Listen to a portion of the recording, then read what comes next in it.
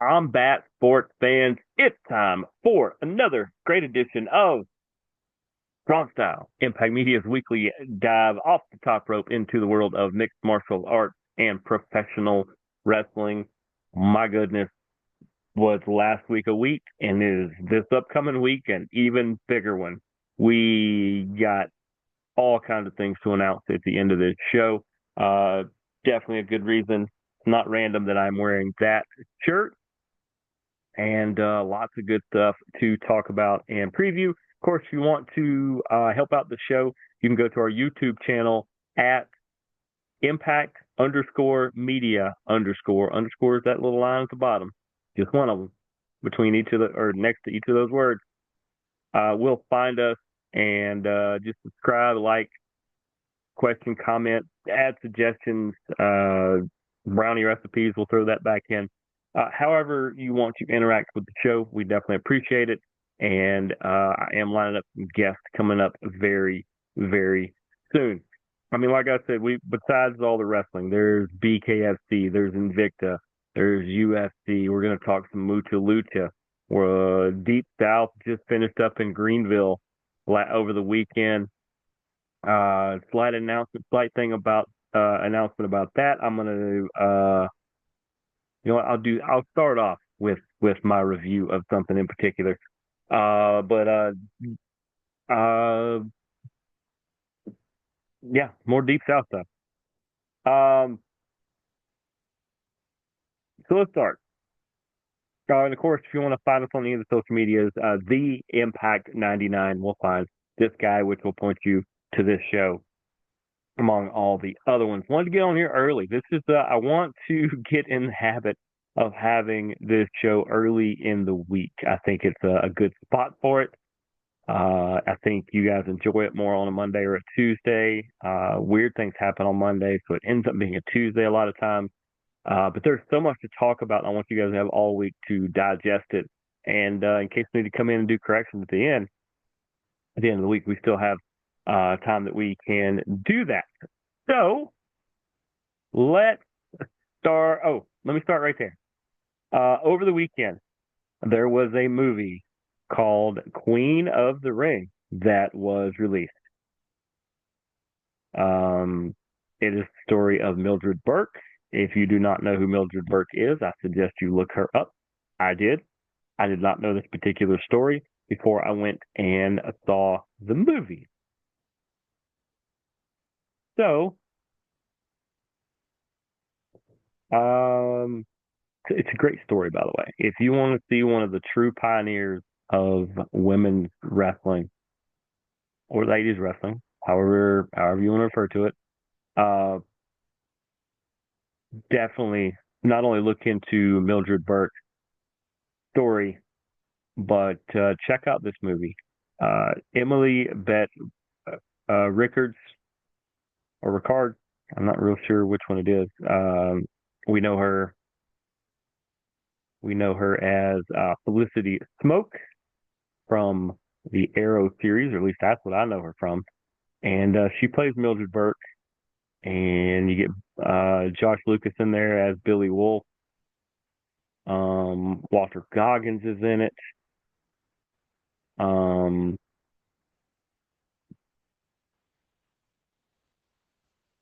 there are a lot of um, uh, professional wrestlers in it as well. Um,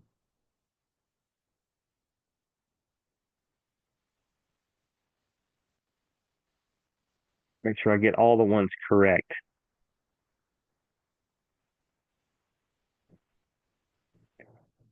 Uh, Camille is in it from AEW, the Brick House. Camille, she actually plays one of the main antagonists in this, and she is fantastic. Um, Francesca Eastwood is in it. She plays Mae Young. A lot of you wrestling fans will know who Mae Young is. Um, just some really, really good people in it. It's the tie-in to Gorgeous George too. A lot of people don't realize Gorgeous George and his impact on wrestling. But just definitely try to check that out. Um, Yeah, where's some of the other ones? There were some other ones in here.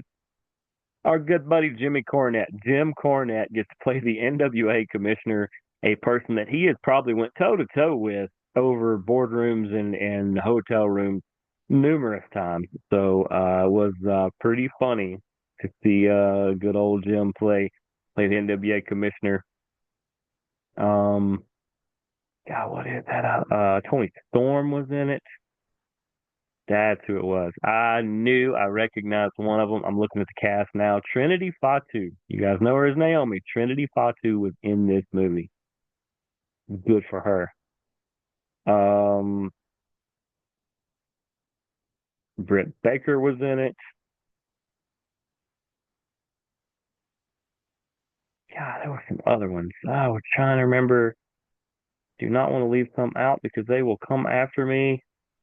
Who did I miss? Did I miss some? Oh, Mickey James is in it.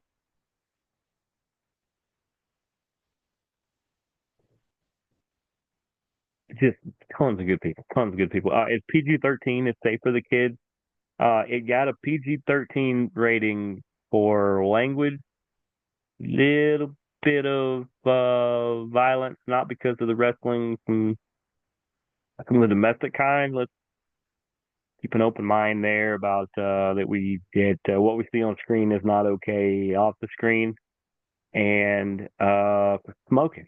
Never seen something get a PG-13 rating for smoking, but hey, I'm all for it. I'm all for it. Anything to try to make the new generation smarter than we were. But it's about 2.5 hours, so be prepared. But you need that kind of time to tell this story, and it's just an amazing, compelling story. I will give it. I thought it was really good. I will give it a 4.25 or 4.5 uh uh flexes. We'll call it that, the flexes, the impact flexes. We'll give it a I'll give it a 4.25 out of 5. Or if you're on the 10 system, that's an 8.5. I really, really enjoyed it. Really enjoyed the movie. Glad I was able to make it happen. I didn't think so because there's actually of the theaters around me. This is the third or fourth closest theater to me that I actually that I actually got to go see it because it was not playing anywhere near me. And that's disappointing. We live in the hotbed of West Georgia. I don't know why we can't get the wrestling movie on the big screen, but we can get 16 different versions of other movies. Is what it is. But my review of that 8.5 or 4.25, 4.25 impact flexes out of 5. Thought it was really good. Let me know if you guys saw the movie. Let me know. Would love to know your take on it as well. I thought it was really well done. It looks like a majority of the cast, even the non wrestlers, were doing a lot of their own stunts. But like Deborah Ann Walls on it, she was a True Blood, so I'm sure she's used to kind of jumping around because that's kind of a rambunctious show. It looked like there wasn't that many stunt doubles. It looked pretty good. They really captured what wrestling was during those days, especially for all those amazing ladies. Um, Speaking of which, let's get right into let's get right into where is it? NXT. NXT at this very second that we are recording, they are in New York City at the theater at MSG, not MSG, the theater. It's the slightly smaller, not that slight, but the room next to the big arena, and they are there for Roadblock. Well, Roadblock has got 5 matches. They're starting to follow the WWE model a little bit more, the Raw and SmackDown model of let's do 5 to 6 matches. Let's let them breathe. Let's let them actually have the time to perform. Let's let our big stars really shine. That being said, I'm just going to go top to bottom. Oba Femi is defending the NXT Championship against TNA's Moose. Good to see Moose in a WWE ring. I think TNA has been a fantastic home for him. People remember, let's not say, oh, WWE's been keeping him out. No, actually, they haven't.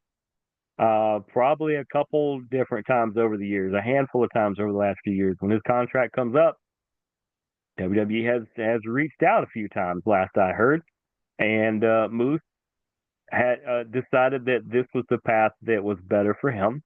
And I agree. I think it has been really great. He has been one of the faces of TNA. He's not lying when he says that, and I can't argue that he hasn't been. But him and Obafemi is going to be a big star one day. He is already marketable beyond measure. Big, tough, former collegiate athlete. I believe he was linebacker at Alabama. Just seems to have a charisma to him. Like, he comes out and he's kind of the Moose of NXT. The way Moose has got a following elsewhere, Oba seems to have one in NXT. Wouldn't surprise me if you saw him in a WWE in a Raw or SmackDown ring later this year, not as a call up, maybe as a special match here or there, or maybe on a Survivor Series team if they ever decide to do that again. But Oba versus Moose, the whole debate from this whole match comes down to one thing. One thing, not one thing. One thing. Does WWE want a non-WWE competitor who is not under their contract, unless they have a special deal here, but a non-WWE person to hold a WWE title? The last couple times this has happened, I believe everybody famously remembers Alundra Blaze, aka Medusa, taking her WWF, I believe, women's title at that time over live on WCW Nitro and throwing it in the trash, diminishing it, saying it's not as good as the one there. Yeah, that's not a good look. Now, WWE could write that off or laugh that off if that happened here. But would they let a non-WWE employee have that WWE property? And what was the aftermath? Taking the belt off Oba right there, could he survive the hit? He could. If Moose beat Oba, would people be surprised? They shouldn't be. You shouldn't be surprised by either outcome of this match. Either one of these are acceptable outcomes. If either one wins, that makes total sense. If it's a no contest, a double DQ, a double countout, if it's anything, if it's a ref stoppage, none of this would surprise me, and it shouldn't surprise you because my fans of this show, you guys are smart. So, as far as an actual pick, I think Moose is going to win. I think Moose is going to win.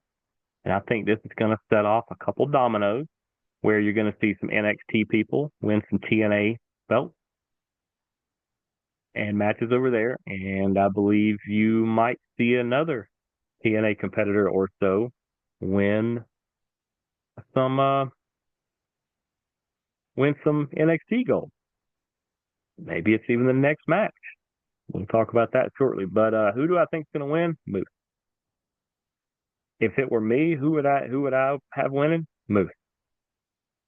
The more established, this throws a bigger wrench and a bigger wrinkle. And I think a lot of the fans, not my fans, not fans of this show, because you guys are smart, other fans, I think it's going to throw them for a loop.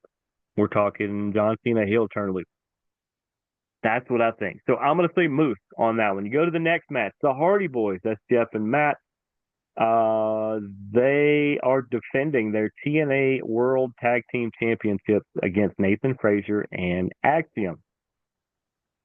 Who do I think is going to win this? I think it's the opposite.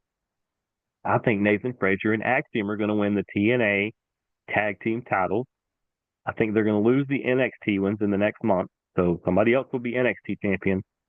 Either that or the Hardys are going to win the NXT championship, and they're just going to swap belts. And then that way the Hardys win another championship, and it is what it is. But I think Nathan Frazier and Axiom are going to win this match. I think they're going to beat them. I think the Hardys are going to have them beat. I don't know if somebody's going to come out.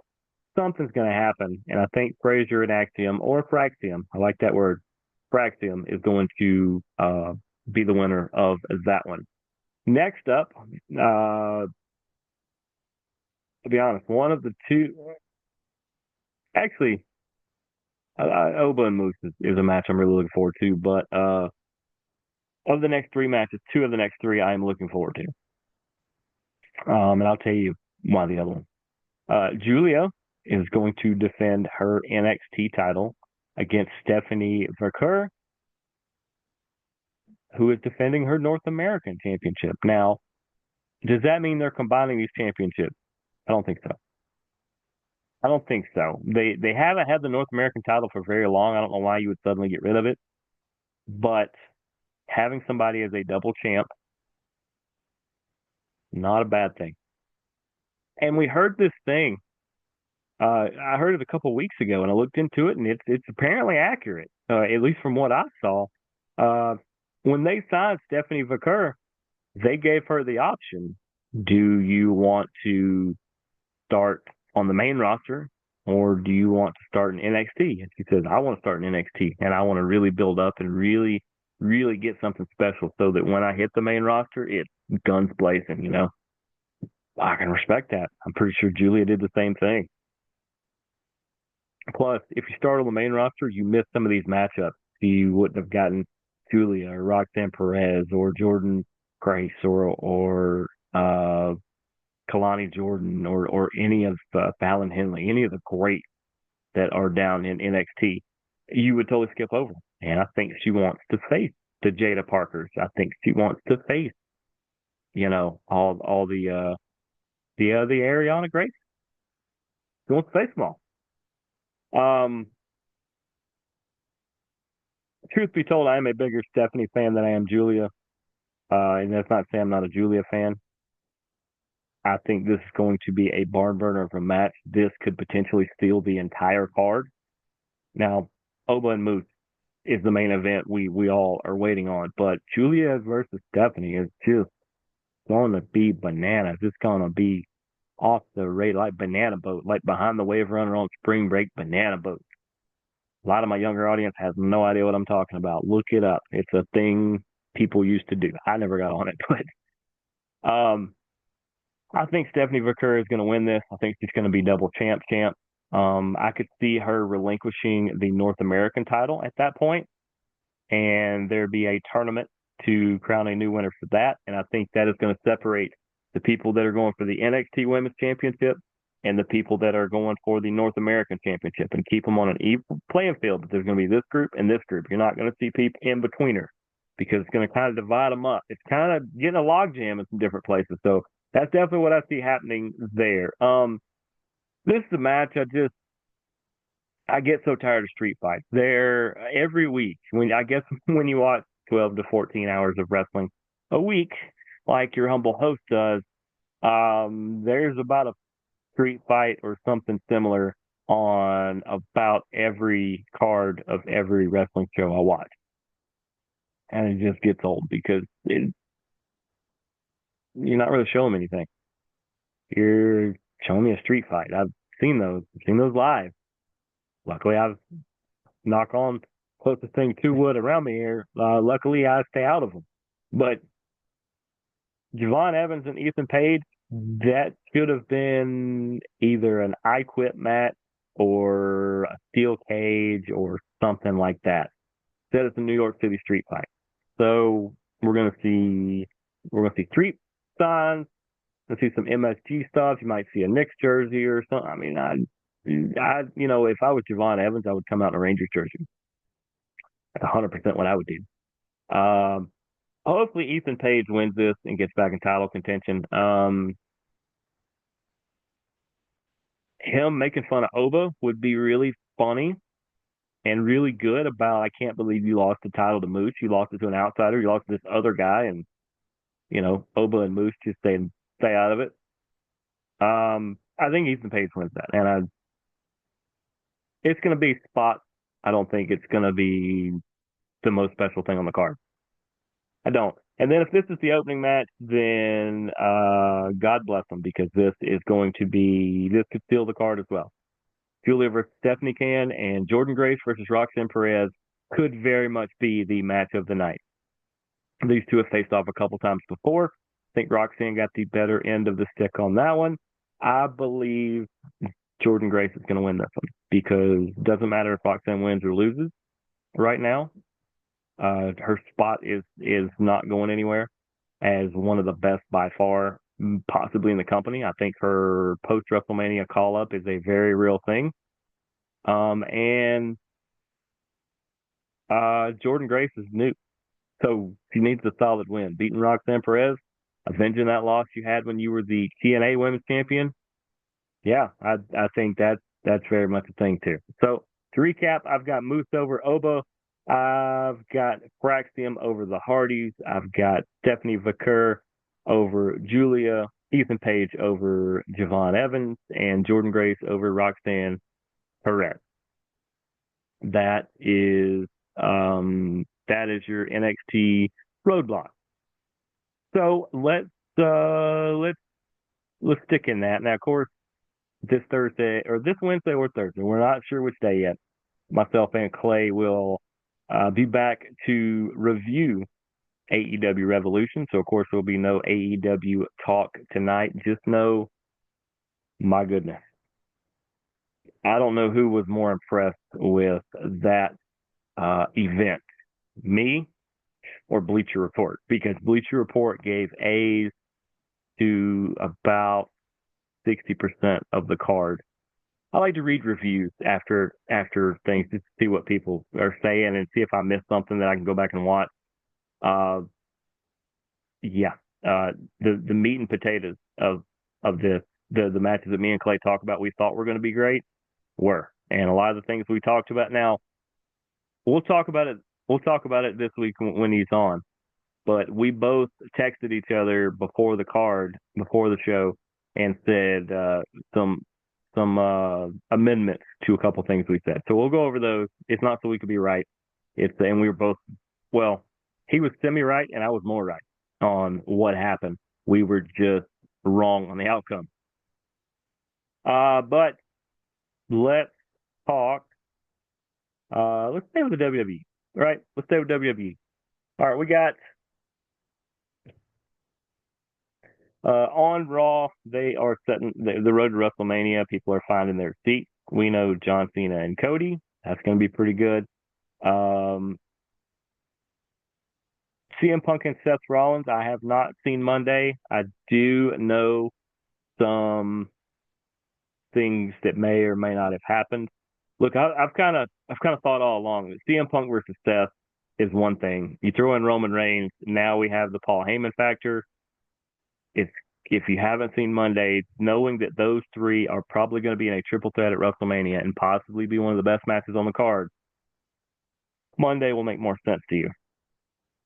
Just know that. Just know that the Tribal Chief is going to be in the middle of that. And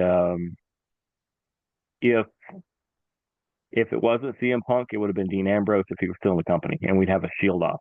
But instead, CM Punk is kind of being the Dean Ambrose of this, which makes a lot of sense. They have a lot in common from their indie days. Judgment Day, I think their days are numbered. I think we're going to see Dom be not so dirty Dom soon. I think he's going to have a pretty good face run. Kind of running out of faces. John Cena just went heel. You kind of got Cody. Not a lot of straight up faces. Braun Breaker, Sheamus, because I could argue CM Punk, Seth, Drew, all those are kind of in between. But I think the Judgment days are numbered. They may stick together. I think Carlito could be out. I think it will be Finn and JD. I mean, they keep Carlito. I think it will be a new You gotta think Aleister Black's coming back at some point, or Malachi Black, Aleister, whatever he's gonna go by. He could potentially be coming back. So kind of darker faction, you can have them. He's gonna be in there somewhere. Um, Good to see Theory and Waller are still together. I thought they'd split them for sure. I do see Theory with a big time face run in the very near future as well. Theory and Dom, yeah, you can't put Theory and Dom together.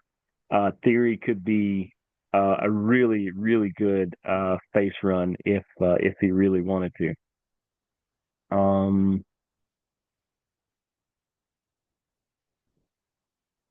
Ivy now, Lyra Valkyria match was really good. Ivy now is very underrated. She's a very good hand in the ring. She actually gets in some good stuff herself. Lyra needed a good solid win, and her and Ivy now really had a good program together. I give them that. Um, that's kind of a SmackDown thing. We'll get into that in a second. Color me impressed. Io Sky wins the women's belt over Rhea Ripley pretty cleanly. So it's going to be Io Sky versus Bianca Belair, which means Bianca must be moving shows, right? Must be at WrestleMania. Now I know what you guys are thinking. Rhea is one of the top draws in the WWE. She's by far one of the top female draws. What are you gonna do with her in this? I think she finds a way into this match. I think you're gonna see a triple threat there for sure. It's gonna be Rhea, it's gonna be Belair, it's gonna be Io Sky, and I think that is going to be possibly a night one main event. I could see that. Definitely could see that. Let's move to SmackDown. We know Drew and Damian Priest are going to get into it. That is going to be spectacular. That is like watching King Kong and Godzilla go toe to toe on top of the Empire State Building. Randy Orton returned, as me and Daniel talked about last week. So we will see Randy Orton kind of get back in ring shape. Him and KO will probably play some random head games in the next couple of weeks. That should be a lot of fun. It's always good to have Randy back just in time for Mania. Pretty Deadly being the number one contenders to the DIY tag titles. Yes, boy, good for them. Seeing that they beat the Motor City Machine Guns and the Garzas, or I think, yeah, because you still got the Street Profits in there somewhere. You could see a multi-person match. That will probably be a SmackDown match, I would imagine, or a pre-show for WrestleMania. But it's a long way out of Mania. I think that gets resolved before WrestleMania. Maybe Pretty Deadly gets their title shot, and then the winner of that in DIY will face the Street Profits at WrestleMania. I could see that. We found out that Naomi really was behind the attack. Okay. The only bonus in all this is that their tag team is splitting up because her and Bianca are splitting up. Bianca's doing her own thing. Jade Cargill is back, and she looks like she's going to have a mean streak. So I think this is setting up for her to be a heel somewhere down the road. But Jade Cargill's back. That's the biggest thing from this, and her and Naomi will have a great program together.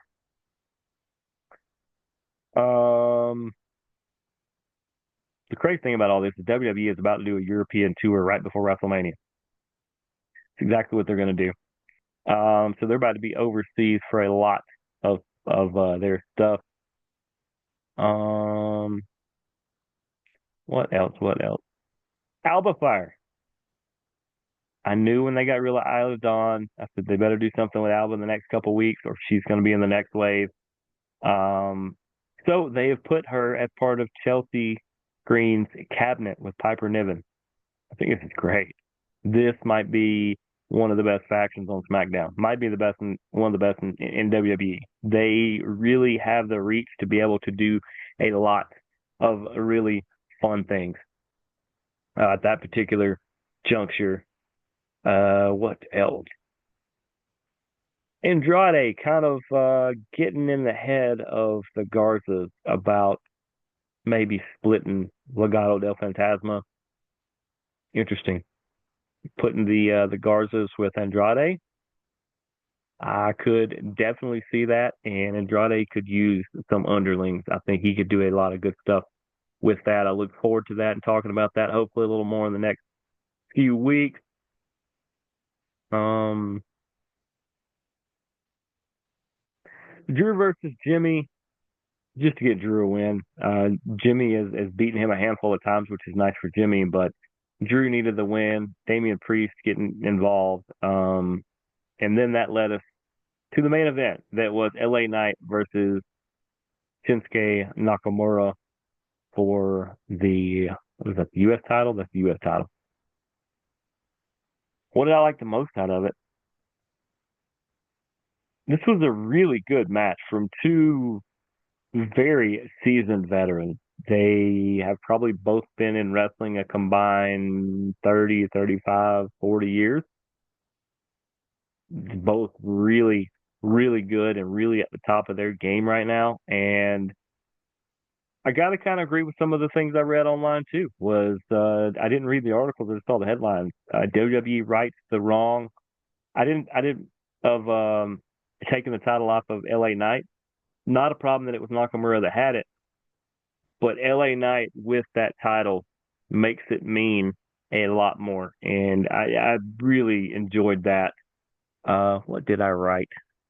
Oh, the referee getting misted was interesting, and the second ref making the count that keeps just enough in there to where it protects Nakamura from it being a straight up win. There's things he can kind of hide behind if need be, which I think is fantastic. Um, Talked a little TNA. I know we talked a little bit about them at NXT, but having Elijah there, that's going to be a really good fit. I think that is a place, a home for him. And I think that's a place he could win some titles and do some big time things. Because, what if Joe Hendry gets past all of this stuff here and then Elijah's the next contender? I think that would be a fantastic matchup. But he took on Brian Myers. Brian Myers, by far, one of the most underrated people in the system, and one of the most underrated people in TNA. Brian Myers is amazing, and him and Elijah had a fantastic match that included half a dozen other people, including Hendry, that made the save in the end. But big win for Elijah. Definitely a good thing. Savannah Evans and Zaya Brookside, they have a good chemistry together where all of their matches look really good. They're building up Savannah Evans right now. She was just recently in Atlanta on a few cards too. So that's if you didn't get a chance to see her there, check her out on TNA. Zaya Brookside, I would love to see get a good solid push or run in in NXT. She make some appearances in NXT. I think TNA could push her a little bit more too. But I could see Zaya doing some NXT stuff in the near future, and it's going to be some good stuff. She could really benefit from being there, and NXT could benefit from having her there as well.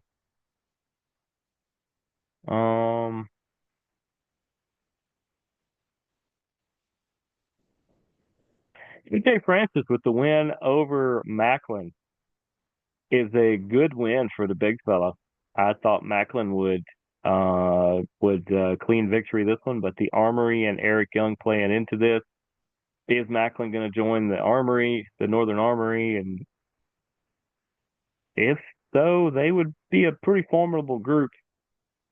But for now, Macklin is undecided and just trying to push away everything that Eric Young does.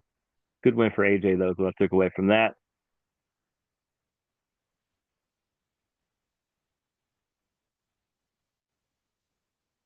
Uh, Maka and Cora Jade, their program, I agree, needed a little bit of a spark, and having Tessa Blanchard insert herself in the middle of it was a good move. A good move. Still a little undecided on Tessa as to what side of the fence I am with her. Um, I mean, 'cause you can't believe everything you hear, but a lot of what I hear is the same. So I kind of want to see where where the cards fall there and what they actually have in store for her. Because right now they haven't, outside of having her run Jordan Grace out of town, I don't rightly know what they're doing with her now. Lei Ying Lee coming out as well. Her and Tess are going to kind of get into it. That should be a lot of fun. It should be a good matchup. Um, Other than that, seeing the Colognes versus the Hardys, good throwback to the WWE days, and it was just a good, solid matchup. So really like that one. And I believe that's all the wrestling that's going on. We're gonna have the announcement later on at the end about things coming up. So let's go into BKFC. They had Fight Night a couple weeks ago. Remember, we didn't do a show last week. They had a Fight Night in Albuquerque, headlined by Richardson versus Usmanov. I'm really going to talk about the main event. So let me get into some of the results, and then I will talk about the main event. Sanchez with the win over Aiken in the co-main event. Finley, who I told you I had a pretty good feeling. Finley's a good fighter. I thought he was going to win. He beat Chavez, Dodson over Vo, and Perez over Livingston. So let's talk about Keith Richardson. Let's talk about uh, Begzad Usmanov. Uh, when I saw Keith Richardson fight here in Atlanta back in, what was that, December or January? I think it was December. I told you guys he looked so relaxed. He was basically floating to the ring. He was kind of skipping, just kind of dancing his own music, had his hat on, which just looked so just in the zone, just so relaxed and free flowing, and he fought that way. This fight against Usmanov, he didn't have that all the way vibe. It was 2/3 that he was relaxed, and it was like a little bit that hadn't quite, kind of like a tight muscle. Like you just wanted to kind of release where it just flows a little better. And I don't think he was able to do that, and that's part of what led to him losing the fight. I don't think it's going to hinder him all that much because he is 5-2. He's only 41 years of age. He had half a dozen more fights easy if he really wanted them or more. But the Rockstar is going to rebound, and I don't want to take away anything from Usmanov because he very much, the Tajik John fighter, you call him Lion. Lion was really putting out a roar, and he was telling everybody who stands on top of Pride Rock, and I thought it was a fantastic win for him. It's going to put him in a good spot. We will see what that actually means because most of the fights on a BKFC card are unranked people. So I kind of want to see where that's going to go moving forward because I haven't seen the rankings yet since then. But BKFC is working towards their next fight night, which is at the 2300 Arena in Philadelphia, PA. Made famous by 3 letters: ECW. Yep, that is the EC Dub, the EC Dub Arena. They are going to fight. That is going to be Paque and Angicor or Angelcor. I want to make sure I'm saying his name right. I really do. But they announced they have. That is on March 21st. That is next Friday. Could be Peg. I don't know if it's Peg or Pac. We'll Peg. Peg versus Angelcor in the welterweight division. The middleweight co-main event, you're going to get Gabrino versus Jones. There it is. John Garbarino against Michael Jones. And Dustin, I think it's Peg. Dustin Peg against Andrew Angelcor. That's the two big main event there. Also on the main card, Travis Thompson takes on AJ Craig. Anthony Pagan or Pagan. I think it's Pagan. It's like the former New York Met player against Colin Reeser. And Cody Vidal against Brandon Conley. That's going to be all your main card fight. See if I recognize anybody else on the card. Burgos is fighting again. Burgos fought here in Atlanta. Nick Burgos looking to get his first win on the board. He is 0-1 right now. Do I know?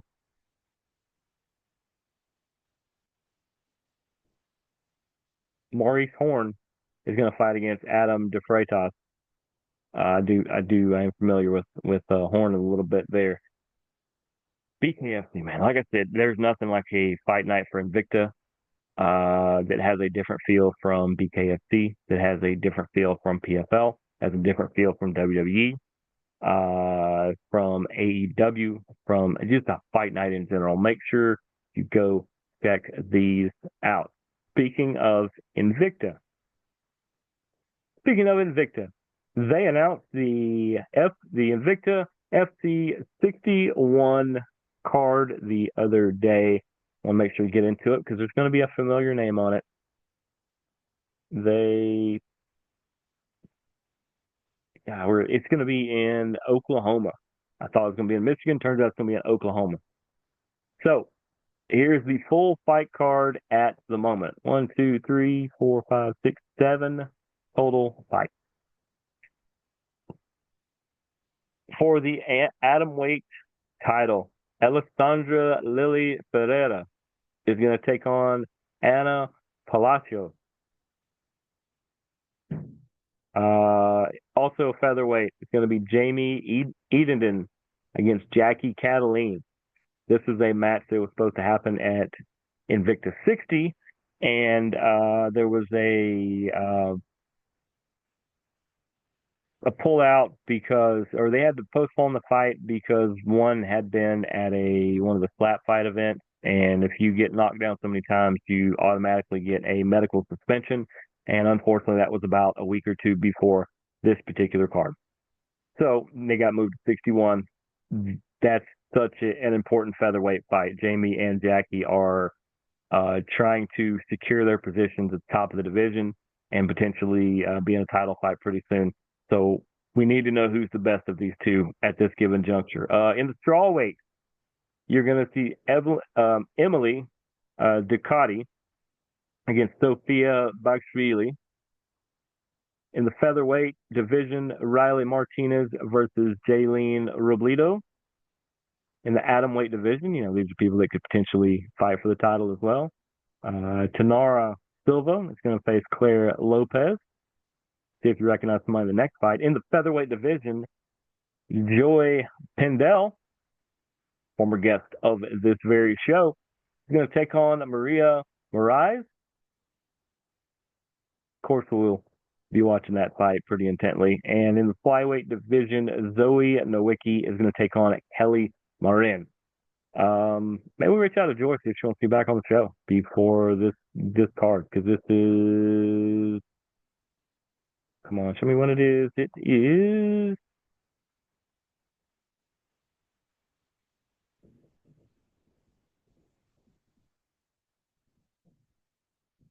April 4th. Okay. So maybe a couple weeks we see if Joy wants to be back on. We'll definitely check that out. But go check out Invicta. Go check out all of this. It's just it's so great. You got to cover 2 Invicta shows in December and January right here in Atlanta at 2 great, spectacular venues. So go check out Invicta. If you're in Oklahoma, go check it out. They've got some other shows coming up soon. If that one's in April, I would bet June is the next one. And probably late July or August for the next one. So see how Invicta's going to heat up over the summer, and stay tuned to hear as we could easily get some other guests on that you guys might really enjoy. Let's talk UFC 313 Pereira versus Ankalaev. I don't think there's any controversy here. Some people have tried to say some stuff here and there. Magomed Ankalaev won at least 3 of the 5 rounds. I've got him winning 4. I got Alex Pereira winning round 1. I think it was round 1. You could give him 5 if you wanted to, but Ankalaev put on a clinic and said, "You're not winning today." So he is your new light heavyweight champion. Let's get this house cleaning out of the way. What can Alex do next? Well, he can get a rematch. I could see these two running it back and probably just as good a fight, possibly better, maybe not. A lot of people think he is going to put on a couple pounds and go up to heavyweight and take on John Jones. I'll be honest. I'm going to be drastically disappointed because I don't think this fight is ever going to happen, but I want to see Tom Aspinall and John Jones. And I don't think it's going to happen. I asked a UFC fan the other day that I ran across. I said, the 2 biggest UFC stories to me. And they come down to questions. I said, is Tom Aspinall versus John Jones ever going to happen? And he said, I don't think so. And I agree. Because I think John knows that Tom is somebody who can really challenge him and can potentially beat him. And he doesn't want to go out that way because I do believe probably his next fight is his last. And if not, he doesn't want to go out on top and he does not want to lose to one of the young up-and-coming guys. And I said, is Conor McGregor ever going to fight the UFC? That same fan said, I don't think so either. Nope, I don't. I think he's enjoying promoting with bare knuckle. I think he's enjoying pushing his brewery or his beer, whatever he's making. I think he's enjoying being able to call his own shots. And a lot of people are like, well, he could always fight in bare knuckle. No. Dana and the UFC would have to sign off on that because he is under contract with them. And I doubt they are going to let Conor McGregor go anywhere else and fight for anybody else other than themselves. Because what if he goes out and gets hurt? Exactly. But good for Magomed Ankalaev. He absolutely won the fight. He deserved it. No problems there. Justin Gaethje against Rafael Fiziev, who stepped in last minute. I thought Fiziev did a good job stepping in at the last minute to take this fight. I think he took it like on 10 days notice or something like that when Justin's original opponent fell off. Gaethje, once again, he's that good. I would like to see him make one good title run. I think he's in the top 5 anyway, but I would like to see him a title shot in the next time or so. Maybe one more good shot. Ignacio Bahamondes, fun name to say. He wins with the triangle choke on Jalen Turner. That was 2:29 into round number 1. So let's not say he worked on him. Nope. Ignacio Bahamondes is a bad man. And Jalen Turner got caught. Amanda Lemos gets the unanimous decision win over Yasmin Lucindo. Lucindo is a up-and-coming big-time, I don't want to call her a prospect, big-time talent. She's still young. And Amanda Lemos said, not so fast. I'm the gatekeeper, and you are not allowed in the clubhouse yet. Great win for her. And then finally, Mauricio Rufy gets the KO win over King Green. Bobby Green, who is now changed his name to King Green. That's 2 minutes and 7 seconds into round number 1 on that one. Mauricio Rufy, once again, a bad man. Other highlights, Joshua Van down by the river. Shout out to John Anik who come up with that. But Joshua Van down by the river is going to be a great call if he ever lays somebody out. He gets the unanimous decision win. Bruno Ferreira gets the submission win over Armand Petrosian. Carlos Leal with the TKO victory over Alex Morano.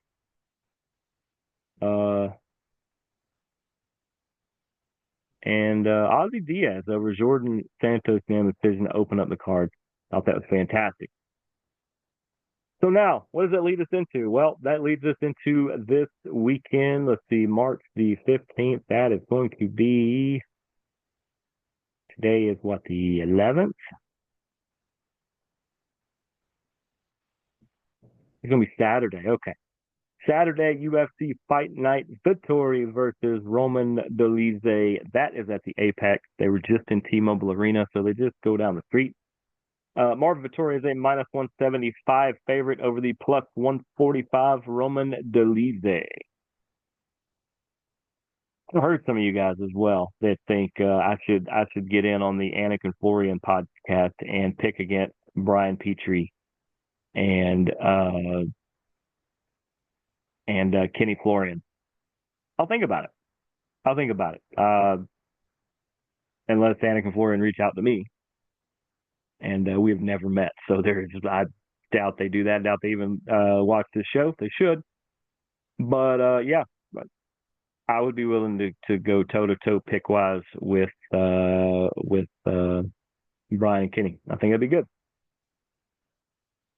But as far as this, you can make some money betting on either of these fighters. Dolidze is a good, solid fighter. I think Vettori is going to take this one. I think he really needs this and is going to do everything he can to keep Dolidze from getting his hand raised. Chidi Kawani is facing Zaleski. It's not Dos Santos, it's Dos Santos. He is a minus 190. Zaleski is a minus 190 and a plus 160 for Chidi. I think Zaleski's going to get this one. I think he's going to find a way to win this. It's probably going to go to decision. I don't know what the odds are on that particular thing there. I think this is an all ESPN Plus card, by the way. Maybe we'll try to watch this one. I may be available to watch this one. I'll have to check. Alexander Hernandez is going to take on Kurt the Hurt Holenbaugh. Hernandez minus 200, plus 170 for Kurt the Hurt. Kurt has the better nickname.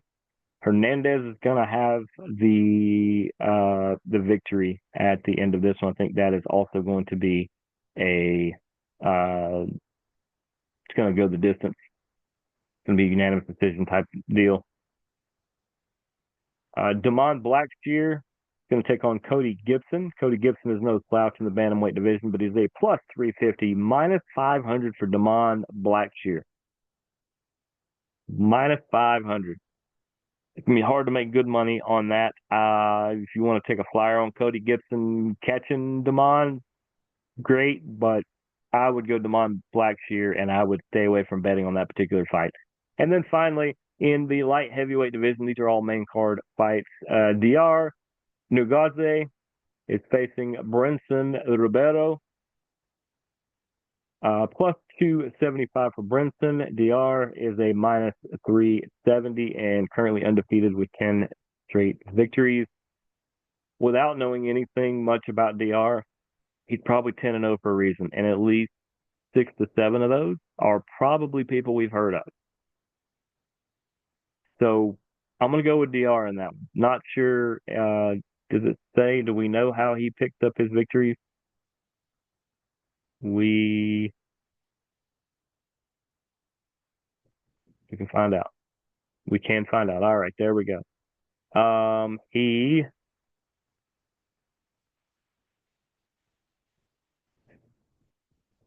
has 6 TKOs or KOs and 2 submissions, along with 2 decisions. He's a striker. He is a striker, but you don't want to go to the ground either. He is, where does he fight out of? Kazakhstan. Yeah. He might knock Brenson Ribeiro out. Let's see if there's any other fights. Valdo Cortez Acosta and Ryan Spann. Carlos Ferreira and Josias Mustafa. Stephanie Luciano and Sam Hughes. Good to see Sam Hughes back on the card as well. Josiane Nunez and Priscilla Cochera and Carly Judis and Eunice Dubin all open up the card. I think that's just going to be spectacular. So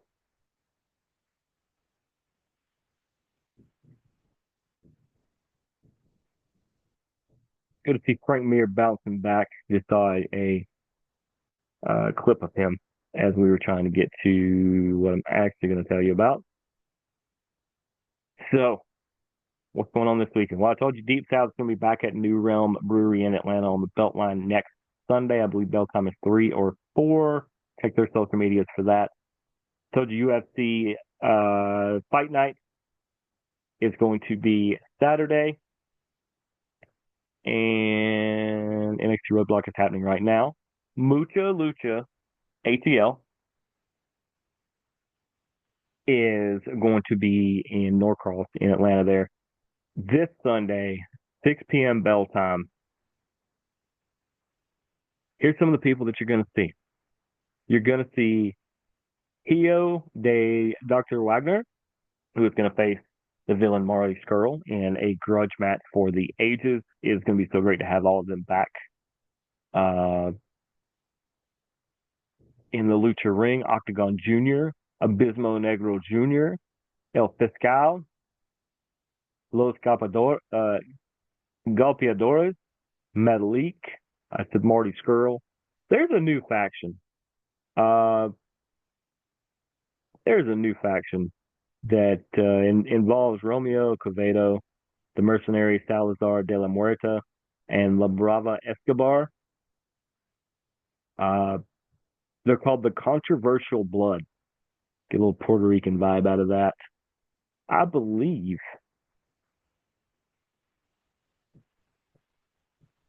I'm looking forward to this. They look like they could be a menace, and I'm a big Romeo Quevedo fan. Um, so I look forward to this. I very much look forward to this. If you're going to that show, please look for me. I will look very much like what I'm wearing now. I might even be wearing this same shirt. I might have it on that show. If not, I'm not hard to miss. I promise you. Come find me. Come say hello. You don't even have to take pictures or nothing fun like that. Just say hello. Say I listened to the show or I heard about the Mucha Lucha show here. Ricardo would love to hear that, by the way. And look forward to seeing you all there. But I have talked about MMA and pro wrestling for and talked everything that I can possibly tell you about this week. So that's going to do it for another great edition of Strong Style. I'm your host, Jeremy the Impact York. We will see you guys next week. Deuces, gooses. Go watch wrestling. Go watch fighting.